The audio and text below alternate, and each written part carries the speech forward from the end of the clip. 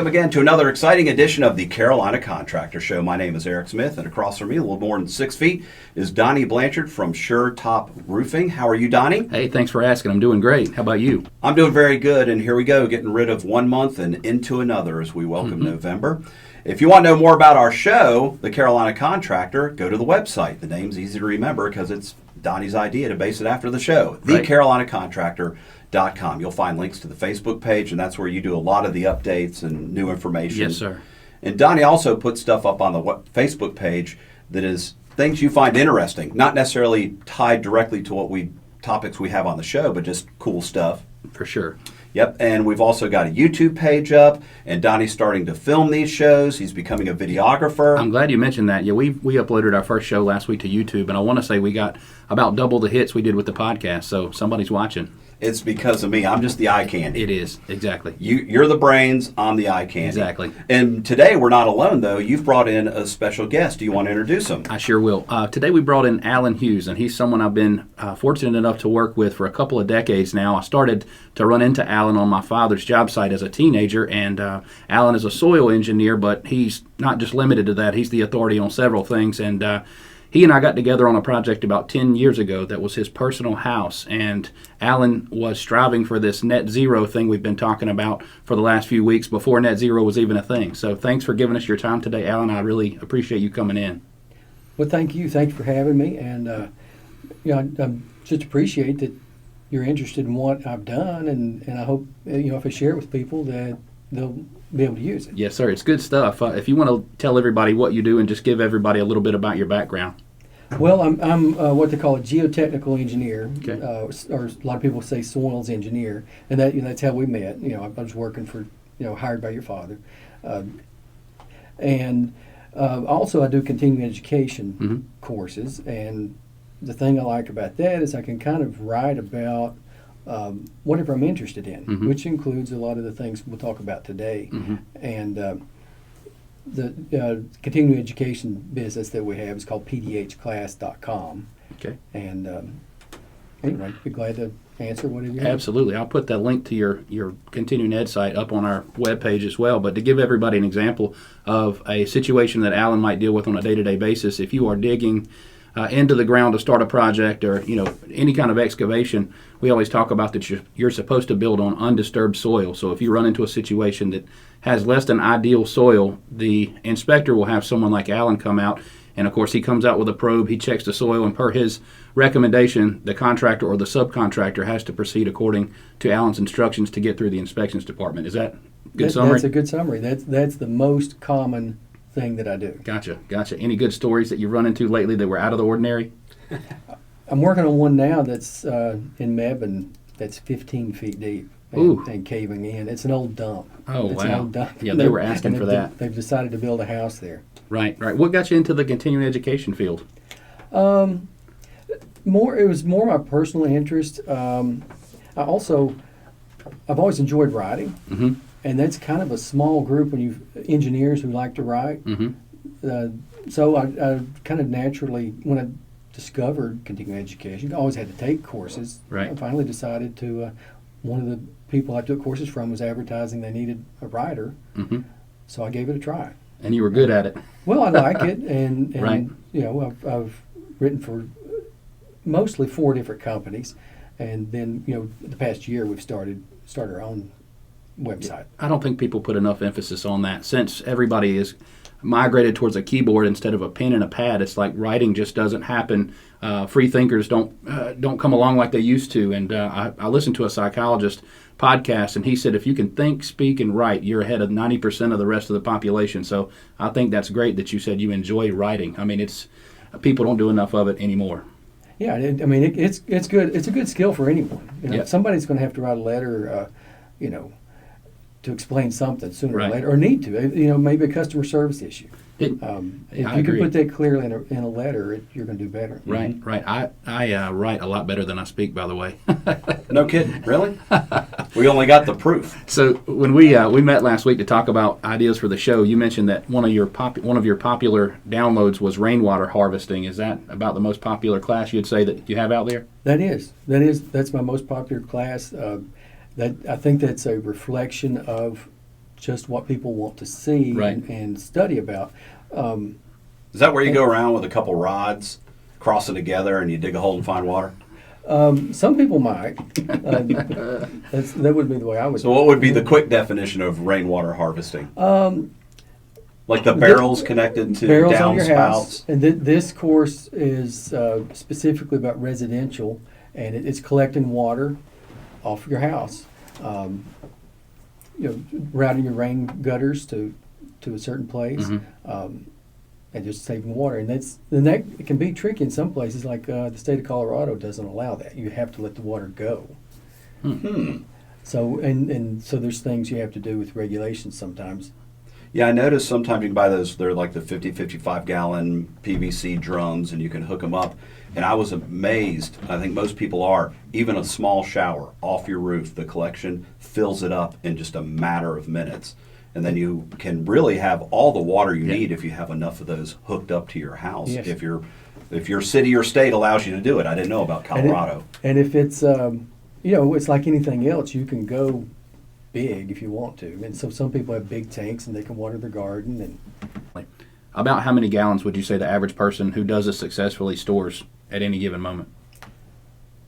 well, it would be pretty easy to take a 50-gallon drum at each downspout on your house. So how many downspouts would a typical house have? Gosh, At least four, At least I would four. think. Yeah, at least four on a more. small house. Right. So you could have a couple 100 gallons of water after every storm ready for your use. Easy. Isn't the technical term called gray water? Yes. Gray water is a little different. That could be coming out of washing your hands, Okay. Redirecting part of the I water see. in your house. Gotcha. But it could be used for similar uses.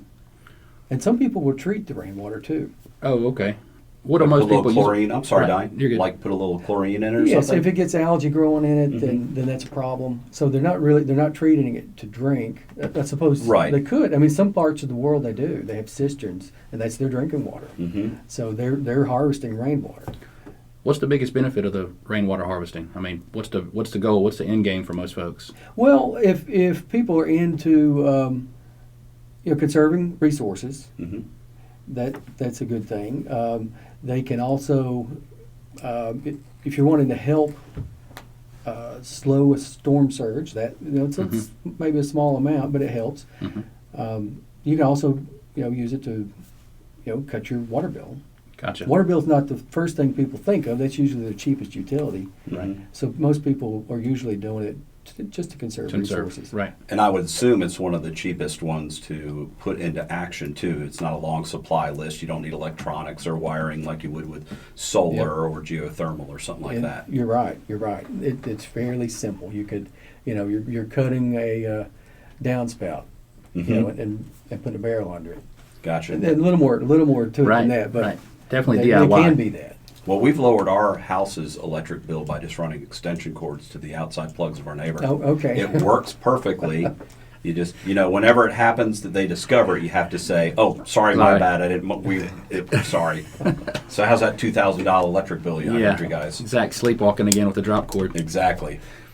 So that's all good stuff. I didn't mean to spend so much on that, but it's pretty fascinating stuff. And I checked out your website, very user friendly. And if anybody out there can benefit from the continuing ed that Alan has to offer, please check that out. But the reason we brought you on today, wanted to talk to you about your personal house. And Alan kind of brought me along. I used to draw all my own blueprints, and I had never been exposed to something like this. But at the time, we were building hard and heavy according to the Energy Star standards. And Alan basically took me down a road that I didn't know anything about, and I learned a lot by helping you in the design of your house. But if you can just start from the bottom up and kind of talk about some of the things we did, I think it's just really interesting stuff. Okay. Well, I ended up at my house after a series of other projects. A retrofit at a house before we built the house. At that house, we also built a passive solar barn with a thickened slab, insulated slab for heat storage. And we had an attic, or not attic, but an upstairs that was overheating. And a little test that I ran was to try to cool that off without adding AC to the upstairs. And we accomplished that through use of the white roof and radiant heat barrier. Right. We upgraded to solar hot water. Before long, you know, I'd always been interested, and I was thinking this morning, how did I get interested in it? And I probably first got interested in energy conservation when I was a kid, 40 years ago. There was a Mennonite community close to where I grew up, and there was a man there that he didn't fit in his own community, but he had solar lighting on his barn, which was space age back then. Right. He had a hydraulic ram that's a device that will pump water by the use of water. If you could imagine a water wheel turning. That's what I was going to say. Pump. They'll only pump maybe 10% or 20% of what they need. Right. But it fills up his barn for his animals with water. And so that was where I was just amazed by what he did. And he was somebody who went from technology-wise the 1800s to some things kind of like space age, like a solar refrigerator. You know, so if you think about net zero, at least net zero and off the grid, there are people out there that you can observe already. Absolutely. So your interest in stuff like that was less about environment, though that's a great payoff. Your interest was just like the mechanics and the science and the ingenuity behind these projects. It was, and it was kind of both, and grew into the environment.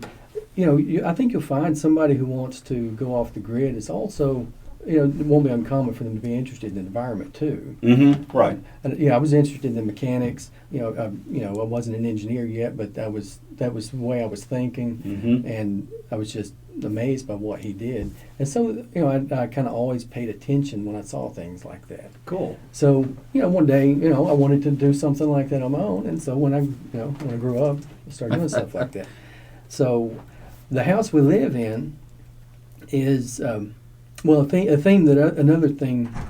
developed.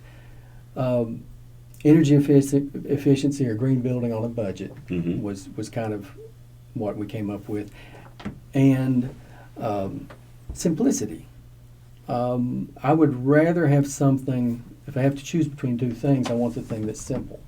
Right. So I would rather insulate a house with super insulation than have a uninsulated house and have a high-tech geothermal cooling system to cool it down. Insulation has no moving parts. So we had a passive solar design. Again, no moving parts. And with heat storage, part of the passive solar design, and while I'm thinking about it, you can find out a lot. At NC State, there's a solar house. And it was, I'll tell you what, when I first went there was no internet. So that's how old it is. Or the internet had not come along. Gotcha. Mainstream. But they've got a lot of resources, and they used to be called NC Solar House, but let's see. They are ncleantech.ncsu.edu. All right.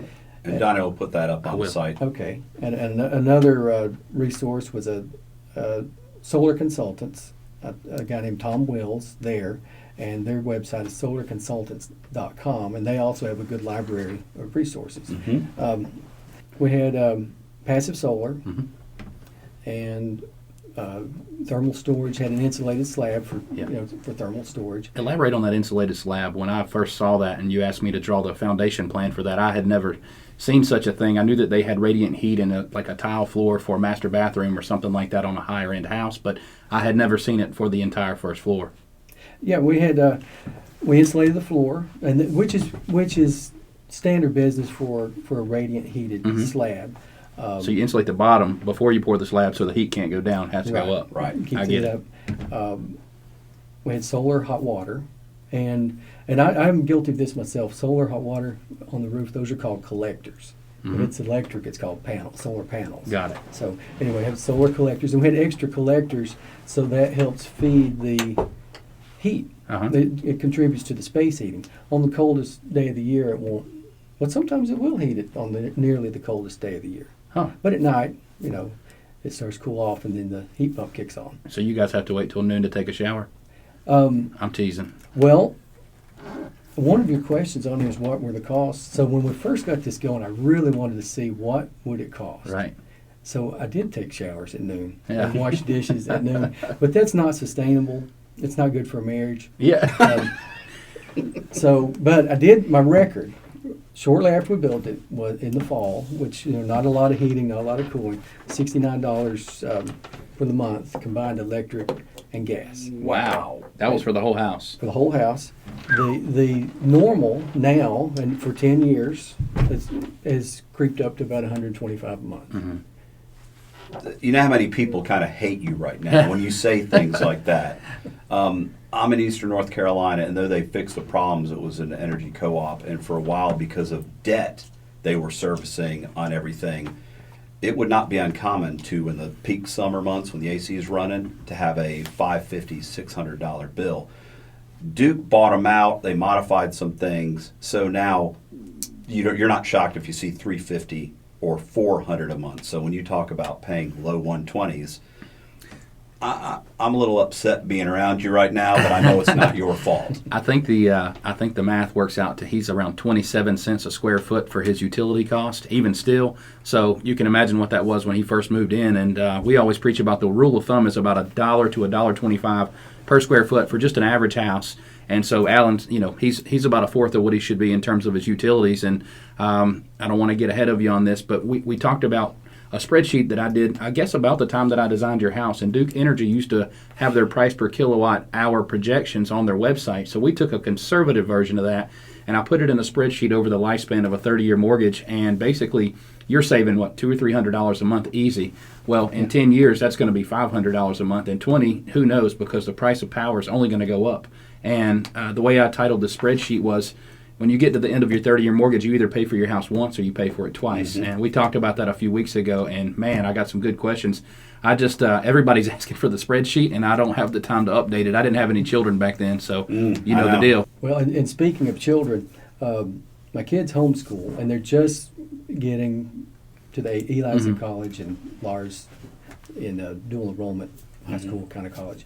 But the point is... like a early college type thing? Yeah, my son does the same thing. Okay, yeah, I love it. Mm-hmm. So do I. My wife teaches at one too. Oh, okay. So we're full. We've talked about it on past shows at the early college design, and a 4-year degree is required for some fields, but to stop looking down at people with associate's degrees and trade certifications for jobs they do, because you can make great livings at them, and they're great jobs to have in general. But not to digress too much, but me and Donnie, we're big proponents of that style of education. Us too. Yes, sir. Us too.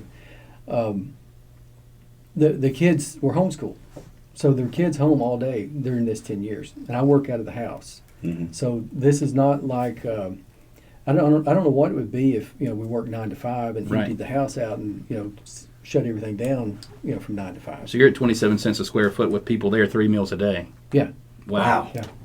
Now, are there things the average homeowner can do to get some of these savings? We've talked about, Donnie and I, in a past show, that the idea of being net zero is a great idea, but to retrofit is not the way to do it. You need to start with new construction. Well, we don't all have the luxury of starting from the ground up. What are some of the things you would say? We talked about the rainwater harvesting as a cheap one to do, but it's not the most expensive utility cost. What are some things people could do to have a pretty quick impact on their house? Some of the things that I did, if you have a chance, if they're even part of your house, if you could insulate it, improve the insulation, and if I can get spray foam somewhere, I'm going to try to do it. I love spray foam. Build a couple other cabins and use spray foam on those. We retrofitted. Donnie's in the roofing business, and this passed the architectural review of my wife. We had a roof that you couldn't see from the ground, a section of roof. Okay. So we put white tin on that, and that was part of the test I did, where I was seeing if I could cool the upstairs of a house we used to have without adding air conditioning. And we did a radiant heat barrier. We had a south-facing roof that really got hot. So a radiant heat barrier goes in the attic, and it's a foil that reflects some of that heat back out. Right. Did you install it against the backside of the roof sheathing, or did you install it on the bottom of the rafters? Bottom of the rafters. Right. Okay. And it was, I don't know that it helped. It was a special type. It had 2 layers, Uh-huh. and one would kind of drape down away from the other. Right. So a double layer. Oh wow. Same amount of work, so I thought, in Why a small not? space. And then we did an attic fan. And we did, and that did improve it so that those bedrooms upstairs would stay cool without 10-degree swing. comfortable.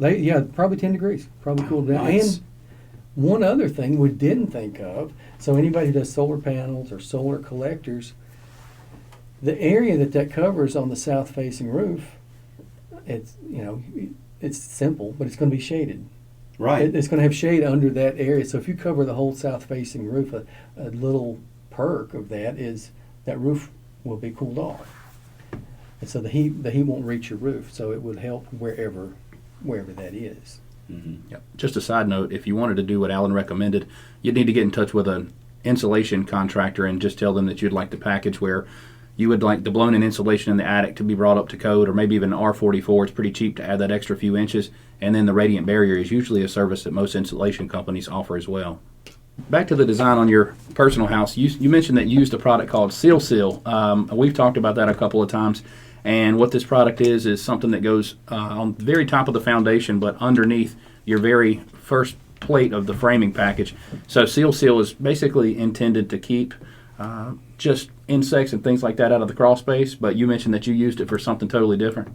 I did, and we ran a test on it and concluded it worked. Mm-hmm. I ran across some research where Oak Ridge National Laboratories was studying thermal bridging, Mm-hmm. and you can put the best insulation in between the studs of the exterior walls, and then the stud itself becomes the weak link. Yep. And the heat will flow out through that. So they were studying how to combat that. Yeah. And what they came up with were 2 options, and one was a tape based off of space shuttle technology insulation. So that sounds real expensive. Mm-hmm. Sounds like they've got it at every hardware store, right? And the other was a technology from soundproofing that puts a gap, leaves basically an airspace between, Right. and it's meant for ceilings, but they used it on studs.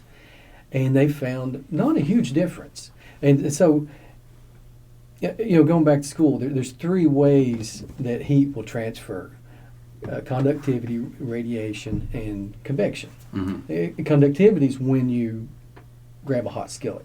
Right. And one of the rules, part of the definition of conductivity is two masses being in contact.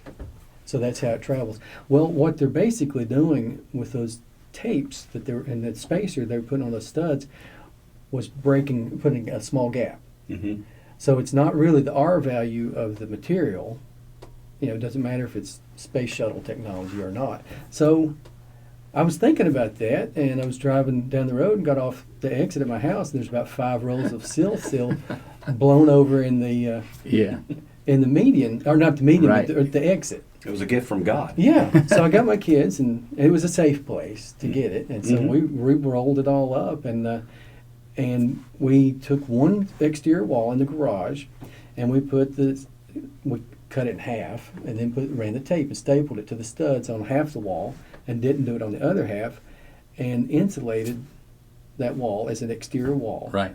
Then on a real cold day, because we're building in the winter, we let the garage get really cold and put heaters in the opposite wall. It was All a right. utility room, so it's a small room. It got it really hot, and I forgot the guy's name, but you have to do testing to get your certification. Right. So he had a thermal camera, and 10 years ago those weren't that common. Right. So he took pictures, and you could clearly see the difference between the studs with it and the studs without, and I could still, I guess, Yeah. replicate that test because it's still there. The But thermal bridging thing, that seems to be something that everybody looks over. You've got this nice 2x6 or 2x8 wall cavity, and you get that up to an R25, a R30, and then what's a stud, an R6 or something like that? Yeah, something So like that. you've got these weak links of an R6 where if you do lose or gain heat, it's going to be right there at those studs. And we did a show on Tstuds about a year and a half ago. Didn't you say that was your nickname or something? Yes, it was back in college. Oh, I was okay. T-Stud. Exactly. So, but Tstuds were Tstuds were made just to contest thermal bridging, just like you mentioned. So great product there, but something like you're talking about with the seal may be more practical and certainly a lot cheaper than having Tstuds shipped out of the Northwest where they're manufactured. And one thing we use seal for, and of course you can buy this at Lowe's or Home Depot, it's just a roll of foam about 6 inches wide, and we would set our windows, and when you foam on the sides and the top of a new construction window, I always notice there's really no good way to seal the bottom. So we would double up the seal, set our window so there was actually a foam seal across the bottom, and of course we would do the low expansion on the sides and the top. And for our listeners, it's sill, like windowsill, S-I-L-L, seal. Yeah. But you can't say that fast without it sounding like, Seal, what's seal. seal?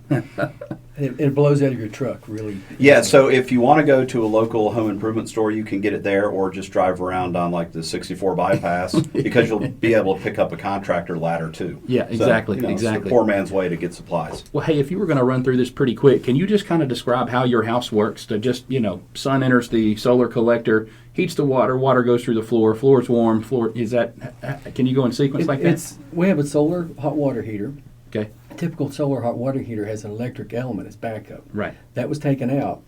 And tankless gas water heater, okay, when the electric element would come on, the thermostat now triggers a pump that pumps through a tankless water heater. okay. So we kind of have a boiler, and that supplies the hot water for just the domestic hot water, but also for the radiant heat. And if the solar is meeting all of those needs, then the tankless water heater doesn't kick on and replenish the boiler. So that's pretty much the way it works. And then the other things are making it so the solar hot water doesn't have to work as hard. The passive solar and the insulation, Mhm. the passive cooling, with the overhangs on the south side. That solar house at NC State Mhm. has a lot of resources on design guidelines. Gotcha. What percentage south-facing windows? Mm-hmm. How many degrees within south you need to be? Gotcha. And then would you say, Alan, that for people, especially young people who don't have a house yet, this is the way to go? Start thinking before, like in Donnie's case, his dad, the foundation guy, shows up, that there are a lot of things you can do through the construction of your house, building it up until the roof is done and you can occupy it, that will have a massive impact on your utility cost and your energy usage. That's the way probably for young people to look at, this is the way to go. Would that be true? I think so, and I would think if you could only do one thing, Mm-hmm. And there may come out some better insulation, but right now I think spray foam is the thing. I saw a house, and my house is not the greenest house around, and it's not the most energy efficient. There's some, that outdo it. I feel like for the money, we went pretty far. I saw a house that had 12-inch walls with double 2x4 framing with spray foam, and it wouldn't take much to heat and cool that house. I bet. So and you never have to upgrade it. It doesn't wear out. Right. And so if you can only do one thing, I think this super insulation. Right. So you could walk into one of those rooms with a warm cup of coffee and the temperature in the room would go up a couple degrees Yeah. if it's insulated right. And you have to think about, it seals these houses up. They have to be ventilated now. And Right. The We've talked about that a lot. HVAC guys Right. will add ventilation to the attic because the moisture will build up. If the air conditioning is too big, it won't run long enough to draw out the moisture. Right. So No. but they're adapting. In the early days, people would have more moisture problems because the industry hadn't really adapted.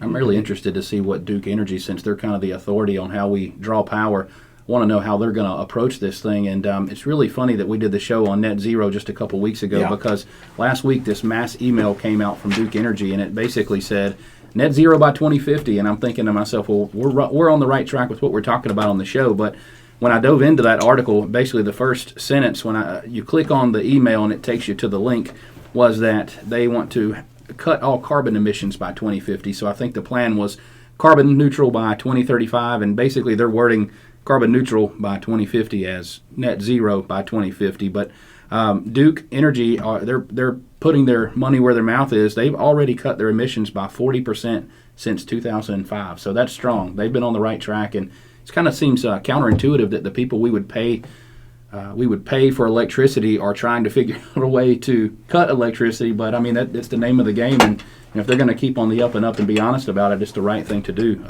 They had about a 6-plan approach that's right there on the website, and I just made some notes on it that they want to expand their renewables. So that's renewable energy similar to like a windmill, something like that. They want to double that by 2025. They want to expand their nuclear capability for nuclear power, and nuclear power, side note, is makes up for about 80% of the clean carbon-free energy we have. They want to maintain their hydroelectric plants, which was the first renewable energy resource over 100 years ago.